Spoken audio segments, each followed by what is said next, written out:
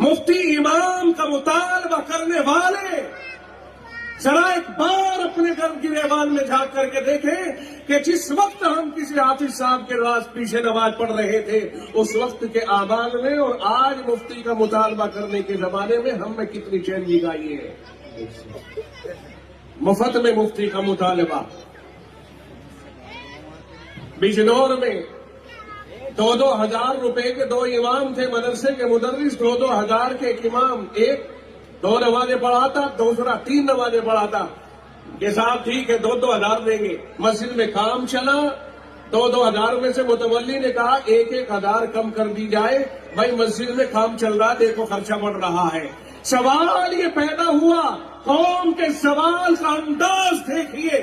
جس کام کے لیے انہوں نے پیسہ گھٹایا ہے, سوال یہ بنتا ہے مسجد بنے گی, مسجد میں فرش آئیں گے, قالین آئے گی, اے سی لگے گی, پتھر لگیں گے, کارپیٹ آئے گی, ٹوٹیاں اچھی آئیں گی اور ٹائلز لگے گی, وضو خانہ سجایا جائے گا, استنجا خانہ سجایا جائے گا.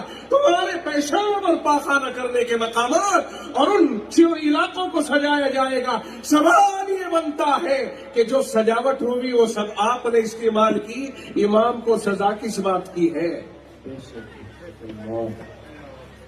یہ بتائیے اس قالین کو کس نے استعمال کیا؟ مسجد کے فرش کو کس نے استعمال کیا؟ بھائی ہم نے ہی استعمال کیا ہے نا.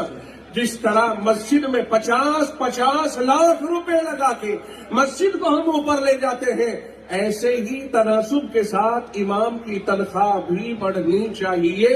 اگر آپ نے اس پر غور کر لیا کہ مسجد کا خرچ تو نکال لیا اور امام کی تنخواہ کی طرف توجہ نہیں دی اور کہتے ہیں کہ صاحب مسجد کا بجٹ نہیں ہے, تو پھر ہمارے اور اہل محلہ کے لیے قالین کہاں سے آ گئی, یہ ٹائلز کہاں سے آ گئی, یہ اے سی کہاں سے آ گئی, یہ سب شوق اور ٹھاٹ بانٹ کہاں سے آ گئے؟ اگر امام کے لیے نہیں ہے تو پھر چھپر کی مسجد ہی بہتر ہے. خدا کے واسطے معاف کیجیے, پھر ان مسجدوں کو بنا کر آخر خدا کو رجھانا چاہتے ہیں کیا؟ کس کو دکھانا چاہتے ہیں ہم؟ میں قوم کی زبوں حالی اور تنزلی کی بات کر رہا ہوں کہ قوم کی سوچ کس قدر نیچے جا چکی ہے.